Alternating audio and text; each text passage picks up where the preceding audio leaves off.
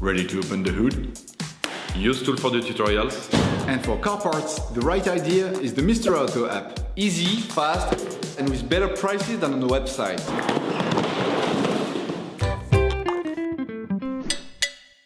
You will find the bulk inner and outer tie rods used in the video exclusively on the Mr. Auto website and through the link in the description.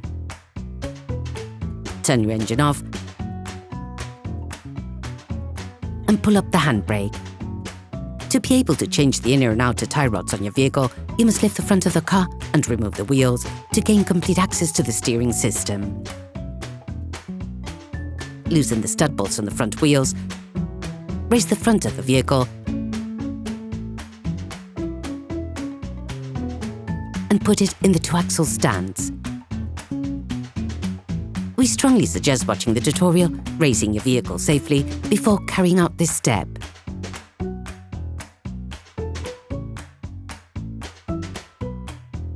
You will then be able to take off the wheels. Don't forget to slide them under the vehicle. You can now see the outer tie rod end. As the components to be removed are very often seized up, don't hesitate to brush and to use penetrating oil to facilitate the operation. With a marker, trace a line between the axle joint and the tie rod end. It will help later during the disassembly and reassembly process. Using a 24mm spanner, release the holding nut on the tie rod end. Hold the bolt joint using an adjustable spanner to prevent it from rotating. The lock nut is there to prevent any rotation of the two parts towards each other, which could have an impact on the alignment of your vehicle. Using an 18mm spanner, a socket wrench and a 6mm Allen socket, undo the nut holding the tie rod end. If you do not have a ball joint puller, take a hammer and hit the lock nut hard just at the end of the threading.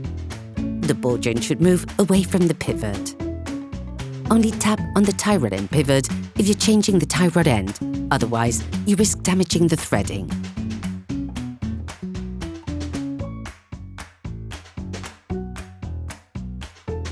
Paying close attention to the point of reference, unscrew the tie rod end, counting the number of turns necessary to extract the tie rod end. This will allow you to find an approximate setting when reassembling. For greater accuracy, we advise you to measure the distance between the lock nut and the end of the tie rod ball joint using a caliper.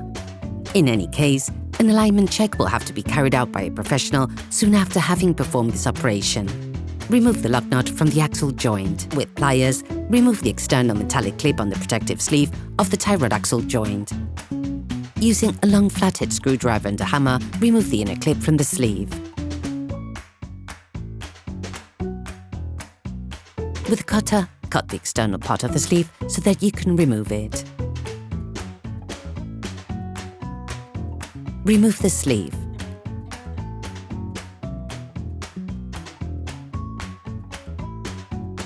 Remove the clip. Using a tie rod ironer extractor, a specific tool for carrying out this job, you can now loosen everything without difficulty. To do this, insert the tool up to the fixed part of the tie rod, then, with a socket wrench, force it in an anti-clockwise direction. If the tie rod axle joint is equipped with marks, release them using adjustable spanners. Okay, guys, if we can share this video with you and help you save a lot of money, is also thanks to our partner, Mr. Auto. So, if you want to support us and buy the parts for this operation, visit their website. Okay, back to work.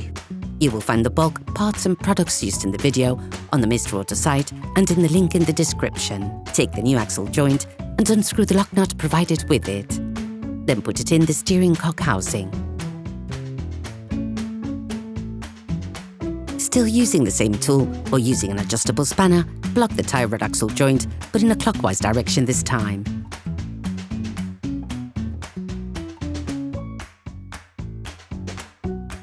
Finish off the tightening with a torque wrench.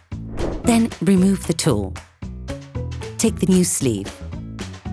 Apply silicone grease to the part of the tie rod axle joint that will be in contact with the sleeve.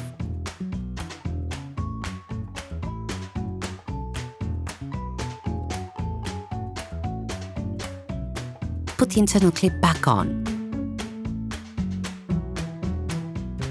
To make it easier to place the sleeve in its slot, You can turn the wheels so that the sleeve is easier to thread into its slot. You can now crimp the collar with a special tool or with pliers. Then put the external clip in place.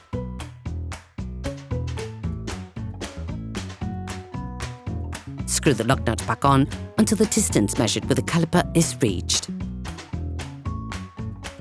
Take the new tie rod end. Put the tie rod end back in place, making the same number of turns as counted during disassembly. Using a wire brush, scrub the pivot, then apply silicone grease to the flat part that will be in contact with the tie rod bellows. Do not grease the inside of the cone.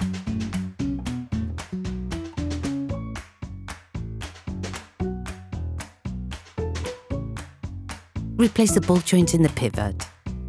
Put the nut provided with the new part in place and tighten it using a socket wrench.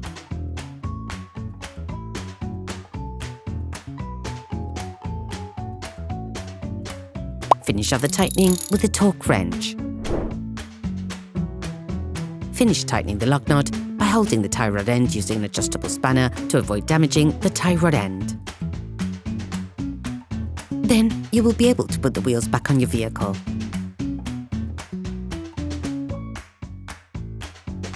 During this operation, you will work on the steering system of your vehicle.